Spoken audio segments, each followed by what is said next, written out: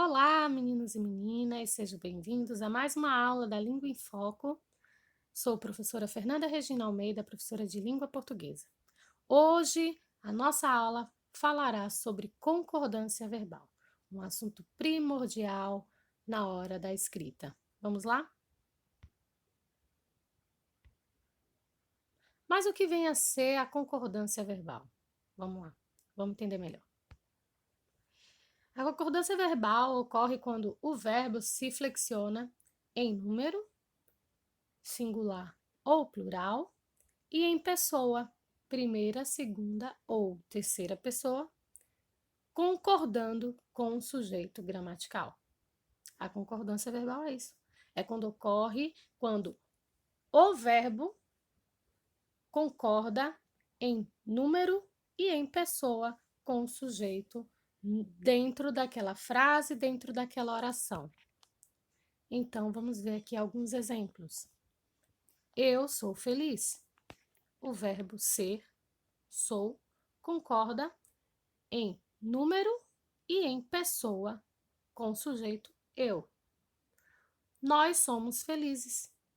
Então, o verbo ser, que é somos, concorda em número e em pessoa com o sujeito nós. E assim sucessivamente. Mariana já tomou banho. Mariana e Alice já tomaram banho. Então, é isso que é a concordância verbal. E é a regra geral da concordância verbal, né?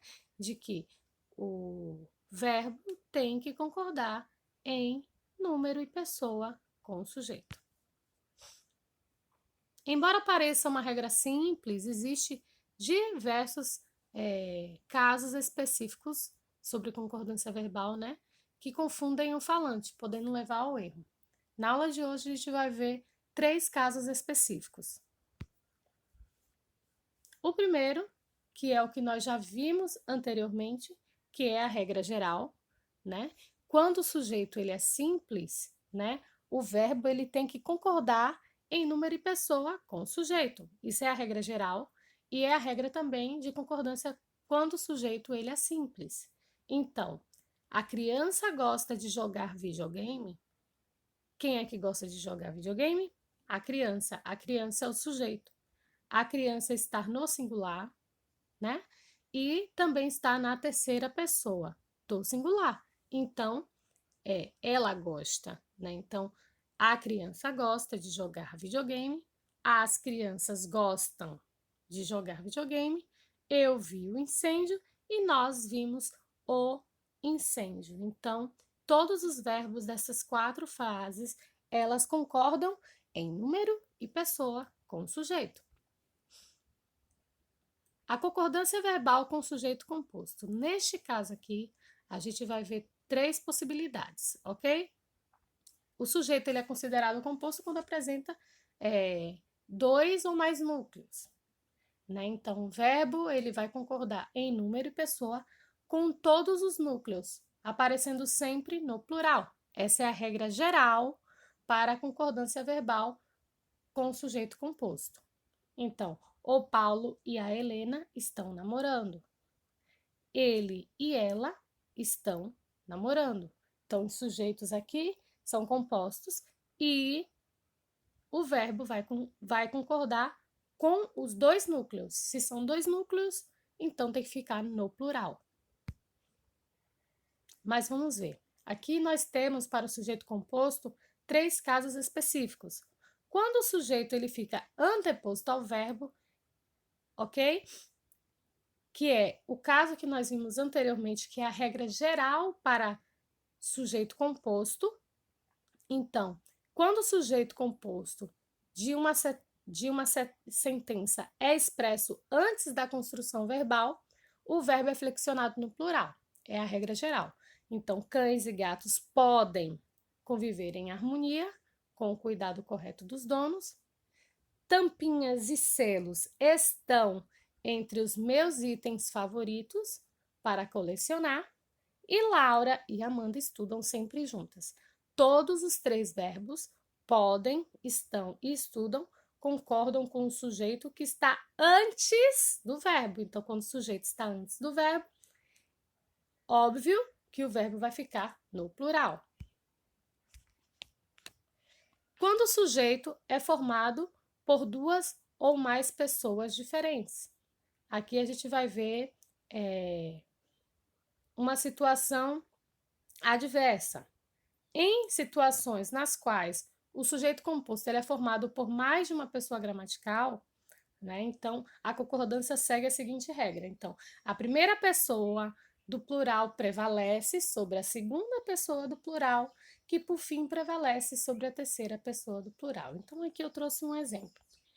Se o sujeito composto for formado com a seguinte frase: eu, você e Pedro vamos viajar no próximo final de semana. Observe que o verbo estar na primeira pessoa do plural, porque o primeiro núcleo desse sujeito, que é você, eu, você e Pedro, é o pronome pessoal do caso reto eu. Então, o verbo vai concordar com a primeira pessoa, porque a primeira pessoa aí prevalece. E quando o verbo vier pós-posto ao verbo, existem duas possibilidades. Ou ele, né, vai concordar com os dois núcleos, ou ele vai ficar no plural, ou ele vai concordar com a palavra que está mais próxima a ele. Então, você pode utilizar para este caso as duas possibilidades, tanto no singular quanto no plural. Faltaram dedicação e cuidado no desenvolvimento deste projeto. Então, aqui nessa primeira frase, esse verbo vai concordar com os dois sujeitos, com os dois núcleos, desculpa.